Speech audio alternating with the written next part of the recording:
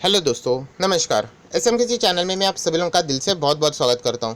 दोस्तों, वीडियो को स्टार्ट करने से पहले ज़रूर कहना चाहूँगा, आज के दिन भी हम लोग को अच्छी खासी यहाँ पे गिरावट देखने को मिली है एंड इसके ऊपर भी एक ऑलरेडी वीडियो आ चुका है, तो इसका लिंक मैंने नीचे डिस्क्रिप्शन बॉक्स में दे दिया है। ज़रूर इसको चेकआउट कर लेना। फर्स्ट टाइम विजिट किया है, चैनल को सब्सक्राइब कर लेना and free stock market classes को भी फॉलो कर सकते हो। लिंक ऊपर आई बटन पर या नीचे डिस्क्रिप्शन बॉक्स में मिल जाएगी। सो दोस्तों, अभी हम लोग आ चुके हैं बिल्कुल हमारे नॉर्मल स्क्रीन के ऊपर एंड दोस्तों यहाँ पे हम लोग बात करने वाले केवल बैंकिंग स्टॉक्स की। यस दोस्तों, ऐसे बैंकिंग स्टॉक्स दोस्तों जहाँ पे अगर आप लोगों पैसा लगाते हो, फ्रेश बाइंग करते हो, तो शायद से आप लोगों का पैसा अटक भी सकता है। अटकना मतलब आपके रिक्वायरमेंट के हिसाब से। देखिए, कोई भी बाजार में पैसा क्यों लगाता है? एक ही चीज़ के लिए कि हमें अच्छे खासे रिटर्न्स चाहिए, इसीलिए। बट फिलहाल का माहौल आप सभी लोगों को यहाँ पे पता है एंड बैंकिंग सेक्टर की बात करें तो अलग लेवल का तड़का भी है यहाँ पे एंड वो है एनपीएस से रिलेटेड। क्योंकि पहले जो चीज़ें हम लोगों को देखने को मिली थी पिछले क्वार्टर में कि एनपीएस डिस्क्लोज नहीं किए गए थे, सो एक्चुअल पिक्चर सामने नहीं आ रही थी। बट अभी हम लोग को एक्चुअल पिक्चर यहाँ पे देखने को मिलने वाला है, एनपीएस प्रॉपरली डिस्क्लोज होने वाले। तो कुछ ऐसे बैंक से जहाँ पे हम लोग कह सकते हैं कि ओरिजिनल एनपीए डिस्क्लोज हो जाने के बाद शायद से हम लोग को प्रेशर देखने को भी मिल सकता है एंड अगर वो प्रेशर में चले जाते हैं तो शायद से रिकवरी आने के लिए भी वो बहुत ज़्यादा टाइम आपका ले सकते हैं। सो कुछ ऐसे ही बैंक्स के बारे में, 4-5 बैंक से ऐसे ही बैंक्स के बारे में हम लोग बात करेंगे एंड अगर देखा जाए तो कुछ बैंक ऐसे जो कि बैंक निफ्टी में भी अच्छा खासा कंट्रीब्यूशन देते हैं, राइट। सो ऐसे बैंकिंग स्टॉक को अगर आप चाहो तो अवॉइड कर सकते हो, राइट। तो चलिए दोस्तों, एक एक बैंक को यहाँ पे देख लेते हैं। सबसे पहले अगर आप लोग देखोगे, हम लोग आ चुके इंडाइसेस के ऊपर, मतलब सेक्टर वाइज बैंक निफ्टी आप देख सकते हो एंड बैंक निफ्टी में भी इन दोनों का कॉम्बिनेशन रहता है, मतलब प्राइवेट बैंक भी रहता है एंड पब्लिक बैंक भी रहता है। अभी मैं इस वीडियो में तो सीधा पब्लिक बैंक के बारे में क्या बोलने का, वहाँ पे तो मैं कभी चर्चा करता ही नहीं हूँ, राइट। आज निफ्टी 1400 के करीब है। कल अगर निफ्टी कि अगर मैं बात करूँ 20,000 तक भी चला जाए, फिर भी मैं पब्लिक बैंक में फिलहाल तो पैसा नहीं लगाऊंगा क्योंकि वहाँ पे ग्रोथ नज़र नहीं आती है। सिंपल लैंग्वेज में मैं इससे पहले भी बोल चुका हूँ। हम लोग यहाँ पे बात करने वाले कुछ ऐसे बैंक जो कि बैंक निफ्टी में भी आते हैं एंड उनके नाम भी बहुत बड़े हैं, बट फिलहाल मैं उनको इग्नोर करना चाहूँगा एंड उसके पीछे के कुछ कारण भी है, वो भी रखना चाहूँगा, राइट। तो जैसे मैंने कहा कि ब्लाइंडली फॉलो करने की ज़रूरत नहीं दोस्तों, आप चाहो तो अपनी भी स्टडी यहाँ पे कर सकते हो, राइट। बट जैसे मैंने आप लोगों को बताया कि एनपीए की जब सिचुएशन यहाँ पे हम लोग को देखने को मिलने वाली है एंड प्लस कोविड की भी बातें हैं, बहुत सारी चीज़ें, मतलब नेगेटिविटी वाला इन्वायरमेंट में है। तो ऐसी सिचुएशन में आप सभी लोगों को मैं हमेशा बोलते रहता हूँ, क्या बोलते रहता हूँ कि हमेशा फंडामेंटल स्ट्रॉन्ग स्टॉक्स के साथ आप लोगों ने ज़्यादा टाइम बिताना चाहिए। ज़्यादा टाइम मतलब उनको खरीद के अपने पोर्टफोलियो में रखनी चाहिए, वो आपको एक लेवल की स्टेबिलिटी दे सकते हैं, राइट। इसका अर्थ ये नहीं कि वो गिरेंगे नहीं करके, वो गिरेंगे बट कंपैरेटिवली उनका गिरना कम रहेगा और इन द सेंस अगर वो गिर भी गए जोरदार तो कमबैक भी वो उनका सॉलिड रहता है। सो हम लोग यहाँ पे कोई फंडामेंटल स्ट्रॉन्ग बैंक्स की बात नहीं करने वाले, हम लोग ऐसे बैंक की बात करेंगे जहां पे प्रॉब्लम और भी बढ़ने के चांसेस आ जाते हैं। सो दोस्तों, सबसे पहली अगर कोई बैंक रहेगी तो वो रहने वाली है इंडसइंड बैंक। यस, अगर मैं आप लोगों को यहाँ पे बता दूं, इस चैनल को 2 साल से ज़्यादा टाइम हो चुका है। इंडसइंड बैंक मेरे भी पोर्टफोलियो का पार्ट था, बट आप सभी लोगों को पता है जो प्रॉपरली मेरे वीडियोज़ को बहुत सालों से देखते आ रहे हैं, इंडसइंड बैंक से मैं कंप्लीटली एग्जिट हो चुका हूँ। 2 बार यहाँ पे मैंने एग्जिट ले लिया था,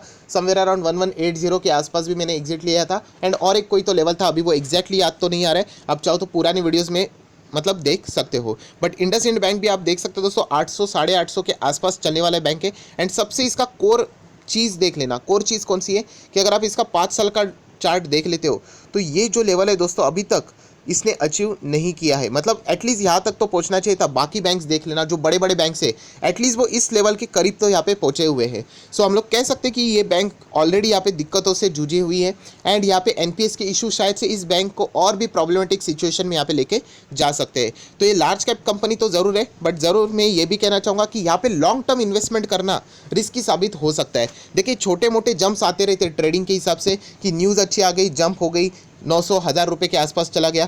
बट हम लोग लॉन्ग टर्म की बात करते हैं। हमेशा मेरा चैनल इन्वेस्टमेंट से रिलेटेड है, आपको भी मैं इन्वेस्टमेंट से रिलेटेड ही ज़्यादा बातें यहाँ पे बताते रहता हूँ। सो इंडसइंड बैंक को मैं अवॉइड करना पसंद करूँगा। आपने कोई ब्लाइंडली फॉलो नहीं करना है, अगर आपके पोर्टफोलियो में है आपने खुद यहाँ पे चीज़ों को असेस करना है एंड जो भी डिसीजन आपको सही लगता है वो आप लोगों ने अकॉर्डिंगली यहाँ पे लेना चाहिए। बट इंडसइंड बैंक में इससे पहले भी आप लोगों को बोल चुका हूँ, यहाँ पे मैं एग्जिट कर चुका हूँ, बहुत ही मतलब 1.5 साल हो चुके होंगे, ऑलमोस्ट 1 साल भी हो चुका होगा, राइट। तो यहाँ पे सिचुएशन के हिसाब से इंडसइंड बैंक को मैं अवॉइड करना ही आगे पसंद ज़रूर करूँगा।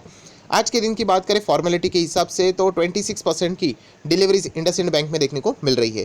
देन हम लोग यहाँ पे बात करेंगे निफ्टी बैंक निफ्टी का एक स्टॉक जिसका नाम है आरबीएल बैंक। आज आप देख सकते हो ये भी स्टॉक लगभग 6.5% की गिरावट है। रिजल्ट किसके है? एचडीएफसी बैंक के है। गिरावट किसकी हुई? आरबीएल बैंक की हुई। क्यों? क्योंकि यहाँ पे एस्टिमेट किया जाएगा अगर एचडीएफसी बैंक के अगर एनपीएस में इतनी बढ़ोतरी है तो इसमें कितनी बढ़ोतरी हो सकती है, एंड उसका अनुमान लगाकर यहाँ पे हम लोग को पैसा निकालते हुए मतलब प्रॉफिट बुकिंग यहाँ पे देखने को मिल रही है। सो आरबीएल बैंक की बात करें 175 पे देखने को मिल रहा है। मैक्सिमम चार्ट पैटर्न ही मैं देखना चाहूँगा, एंड आप देख सकते हो दोस्तों अभी तक हम लोग को यहाँ पे रिकवरी देखने को यहाँ पे नहीं मिली है, तो इसीलिए मैं इसको फिलहाल अवॉइड करना चाहूँगा। मैं ये नहीं कह रहा हूँ कि बैंक सब कुछ खत्म ही हो गया, बर्बाद हो गया, एंड ये मैं बातें ना स्टॉक मार्केट से करता हूँ। बहुत सारे लोग ऐसे भी है जो कि स्टॉक मार्केट को फॉलो नहीं करते फिर भी मेरे चैनल को देखते हैं, मतलब कमेंट सेक्शन से पता चलता है। तो मैं इनको ये कहना चाहूँगा कि आपकी बैंक 110% सेफ है। ये मत पूछना कि सर डिपॉजिट्स को क्या होने वाला है, कुछ नहीं होने वाला है। येस बैंक देखा ना, येस बैंक के भी डिपॉजिटर्स को कुछ हुआ, कोई चिंता करने की जरूरत नहीं। ये मैं स्टॉक मार्केट के हिसाब से बात करता हूँ, मेरा चैनल स्टॉक मार्केट से इसीलिए। सो यहाँ पे पैसा फंसना मतलब स्टॉक में अगर आप लोग पैसा लगाते हो तो वो अटक सकता है। आप लोग देख सकते हैं बहुत सारे लोग यहाँ पे अटके पड़े हुए हैं। सो रिकवरी के चांसेस दोस्तों ऐसे बैंक में बहुत कम है। बड़े लोग ऐसे बैंक्स में पैसा लगाने के लिए मतलब टाइम लेते हैं। क्यों ऐसा? क्योंकि आप सभी लोग पता है, देखिए जो बड़े बैंक्स मतलब बड़े इन्वेस्टर की मैं बात करता, अभी हम लोग बड़े बैंक्स की बात करेंगे।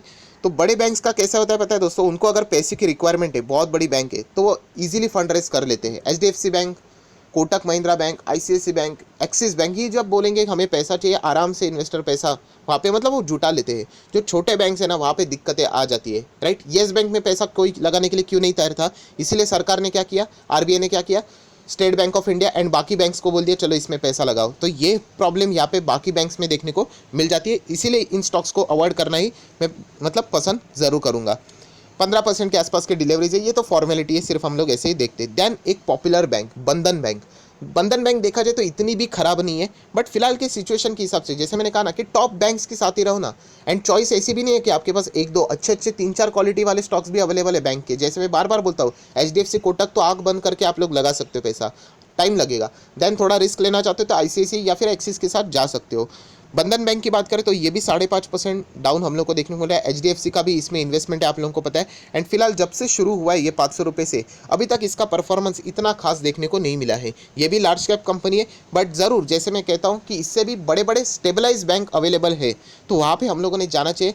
इससे अच्छा मतलब मैं हम कह सकते हैं अच्छा परफॉर्मेंस देने वाले स्टॉक्स अवेलेबल है। सो बंधन बैंक को भी मैं अवॉइड करना पसंद करूंगा। 28% की डिलीवरीज देखने को मिल रही है।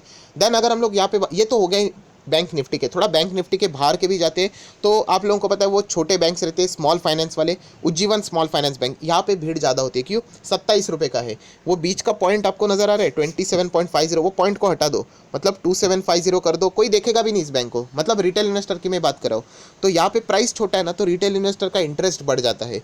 सो ऐसी बात नहीं दोस्तों, उज्जीवन स्मॉल फाइनेंस बैंक की अगर मैं बात करूँ तो फंडामेंटली उतना स्ट्रॉन्ग नजर नहीं आता है। आईपीओ भी आप लोगों को देखने को मिला था, 60 रुपये तक ये जाते हुए देखने को मिला था, एंड उसके बाद आप लोग देख सकते हैं 60 का अभी लगभग 30 के भी नीचे देखने को मिल रहा है, मतलब आधा लेवल पे यहाँ पे चल रहा है। एंड सबसे मेन बात कि एनपीएस का ओरिजिनल पिक्चर दरवाजे पे दस्तक दे रहा है। मतलब ऐसी चीज सिचुएशन में हम लोग स्ट्रॉन्ग बैंक के साथ रहना ज़्यादा प्रेफर करेंगे, राइट। ये जो छोटा अमाउंट आप लोग पकड़ने जाते हो ना कि 20 रुपया 30 रुपया, राइट, ये बहुत महंगा पड़ जाएगा। सस्ता बोलते हैं ना, महंगा पड़ जाता है हमेशा, वही चीज़ें हम लोग को देखने को मिल जाएगी। तो यूजुअल स्मॉल फाइनेंस बैंक भी मैं यूजुअली अवॉइड करना ही पसंद करता हूँ। मैं अपने हिसाब से बात कर रहा हूँ, आप अपने हिसाब से भी चीज़ें देख सकते हो। फिलहाल 55% की डिलीवरीज देखने को मिल रही है। ये कोई हमारा रीज़न नहीं होता है कि चलो स्टॉक को जाके खरीद ले 55% डिलीवरी करके। देन और एक स्टॉक इक्विटा स्मॉल फाइनेंस बैंक, इसका परफॉर्मेंस अभी तक अच्छा ही चल रहा है। मतलब जहाँ से शुरुआत हुई थी 32 रुपीज़ से लेके अच्छा ही कर रहा है। बट अगेन मैं यही कहना चाहूँगा कि मैं बड़े बैंक्स के साथ रहना पसंद करूँगा। अभी स्मॉल फाइनेंस बैंक इसमें ही अगर आपको जाना है, छोटे फाइनेंस बैंक में आप सभी लोगों को पता है तो AU small finance bank available है। आप सभी लोगों को पता है वो 400-500 पे आया था, तभी मैंने आपको बताया था कि यहाँ पे रिस्क ले लोगे तो एक मतलब बोलते हैं ना रिवॉर्ड की भी आप एक्सपेक्टेशन रख सकते हो। इन बैंक्स के साथ जाओगे तो दिक्कतें हो सकती है, बहुत स्लो चलेंगे, राइट। तो ऐसे स्टॉक्स को मैं यूजुअली जैसे मैंने आप लोगों को कहा अवॉइड करना ही पसंद करूँगा। और भी बैंक से सूर्योदय स्मॉल फाइनेंस बैंक की भी अगर हम लोग बात करें, सारे के सारे बैंक्स यूजुअली अवॉइड में करना पसंद करूँगा। हालांकि डिलीवरीज परसेंटेज यहाँ पे ज़्यादा देखने को मिल रही फिर भी, राइट। सो यही कहना चाहूँगा दोस्तों, बैंकिंग स्टॉक्स जो आपके पोर्टफोलियो में अगर वो फंडामेंटली बहुत ही स्ट्रांग है, टॉप लेवल के है, टॉप लेवल मतलब ये HDFC, Kotak, axis, ICICI, right, तो आप लोग चाहो तो ज़रूर वहाँ पे कंटिन्यू कर सकते हो। जैसे मैंने कहा, इनको एक अलग लेवल का एडवांटेज मिलता है। इनके अगर NPS भी बढ़ गए फिर भी ये कैसे ना कैसे मैनेज कर ही लेंगे, इनके पास बहुत ज़्यादा पैसा भी रहता है, राइट। बट छोटे छोटे बैंक्स के साथ जाओगे तो वहाँ पे दिक्कतें हो सकती हैं, एंड RBI ऐसे ही बैंक्स के ऊपर ही ज़्यादा फोकस रखता है, राइट। सो बस मैं इतना ही कहना चाहूँगा, इन बैंक्स के ऊपर अगर आप लोग दाव लगाना चाहते हो तो शायद से आप लोग फंस सकते हो। मैं फ्रेश बाइंग की यहाँ पे बात कर रहा हूँ, एंड इन द केस चलो आपको खरीदना ही है कि सर मेरी स्टडी मेरे को कहती है कि ये बैंक मैं खरीदना चाहता हूँ, जो लिस्ट मैंने अभी आप लोगों को दिखाई उसमें से ही, तो Q4 के नंबर्स आने दो। नंबर्स आने के बाद आप लोगों को सारी चीज़ें समझ में भी यहाँ पे आ जाएगी कि कोई उनका परफॉर्मेंस एक्चुअल में कैसा है, क्या वो निवेश करने लायक है भी या नहीं, राइट। सो बस इतना ही कहना चाहूँगा दोस्तों, इन बैंक्स में अगर आप लोग पैसा लगाओगे तो शायद से आपका पैसा लॉन्ग टर्म में अटक सकता है, फंस सकता है, रिकवरी के लिए बहुत ज़्यादा भी टाइम ले सकता है।